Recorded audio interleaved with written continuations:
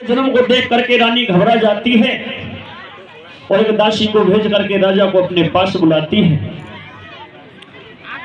और कहने लगी, महाराज इससे हमारा वंश चलने वाला नहीं। इस तरीके से बातें करती हुई रानी एकदम से बेहोश हो जाती है। तब रानी को होश आया तो राजा रानी को समझाने लगे, कहने लगे, रानी इससे हमारा वंश चलने वाला नहीं है। तो देखिए सज्जनों क्या होता है, क्या होता है भैया? हरे ले राजा के वे रानी सुमत रोवे आजा सोदी में। राजा के वे रानी सुमत रोवे आजा सोदी में। और छोरो मैंगो दियो नाग बदातन गोरी में। हो राजा के वे रानी सुमत रोवे आजा सोदी में। दाता गोदी में राजा के रानी सुमत रोवे आजा गोदी में। चोरा मैंगो दे दियो नाग दाता गोदी में। तो देखिए सज्जनों राजा और रानी को किस तरीके से समझाता है, क्या कहता है, क्या कह रहा भैया? भाई सूर सेन राजा रानी को बारोई समझावे। सब कर मन को लेख बाबड़ी मत मन में घबरावे। रानी मन में धीरज धार और मैं बतलाऊं एक बात जराया को कर ले सोच विचार। भेद नैया को खुल जावे।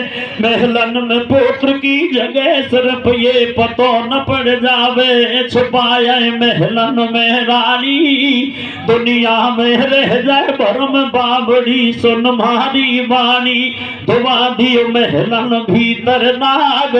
और ईशा पुत्र बिन पुत्र ही नहद रहता फूट्या भैग सभा मणि बोली भारी जात। और राख भभूत खूब करवाई पर बिगड़ी सारी बात। लगाई नहीं कोई ने पाती उमन छोड़ा मैंगो शाप होयो मारी फाटी जाए छाती। विधाता को लेख होए पक्को। अरे कमरा के भीतर ऐसे रोए जन है कोई बच्चों।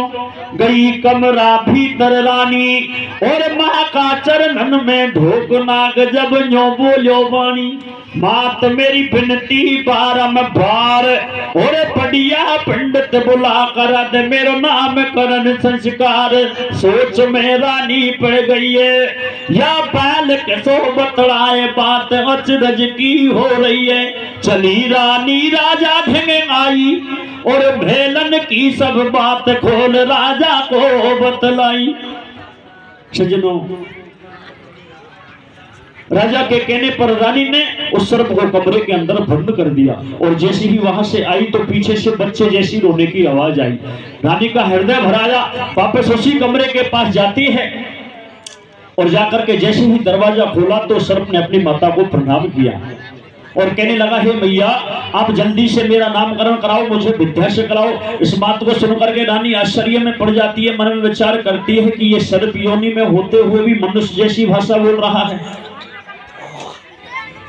अपने सर्प पुत्र की इस बात को सुन करके रानी वापस राजा के पास आ जाती है और जाकर के राजा को सारी घटना को सुनाती है। तो राजा मन में विचार करते हैं कि अगर मैं मेरे राज्य से पंडित जोशी बुलाता हूं तो मेरी प्रजा में बदनामी होगी कि राजा के यहाँ पुत्र के बजाय सर्प का जन्म हुआ है।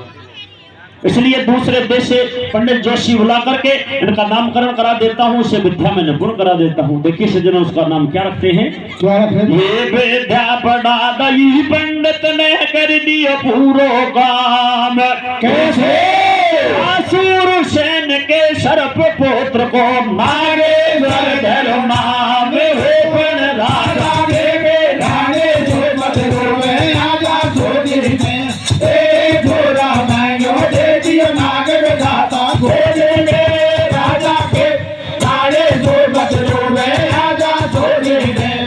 ए थोड़ा मैंगो दे दियो नाग दाता सज्जनों, उस सर्प का नाम नागेश्वर रख देते हैं, विद्या में निपुण कर देते हैं। और राजा रानी को नित्य प्रतिदिन का काम था अपने सर्प पुत्र को स्नान करा करके उसे दूध पिलाना। एक दिन नागेश्वर अपने माता पिता को उदास देखता है तो क्या कहता है? क्या कह रहा भैया? राजा रानी दो जना नित नागेश्वर ढंग जावे और रोजाना स्नान करा तबीयत से दूध पिलावे। पुत्र दे माता पितन को भोग, जब नागेश्वर के माता पिता सुथारा मन को गाई सोच, खोल मोए बात बता सारी, अरे बाबुल क्यों होयो उदास सही मोए बतला में तारी। बात जननी ने बतलाई कैसे मारी गद्दी खाली रहे, फिकर थारा बाबुल के आई, लाल तुप लग रही पूरी आस, थारो जन्म होयो बादन सो एकदम होगा कतई निराश। देही दिन अजगर की पाई, अब तू ही बता किसा चले वंश मारे यही चिंता छाई। मधुर वाणी बोले राजकुमार, मैं करूं निवेदन अर्ज सुनो मारी मत हो बोला। नागेश्वर और अपने माता पिता से पूछ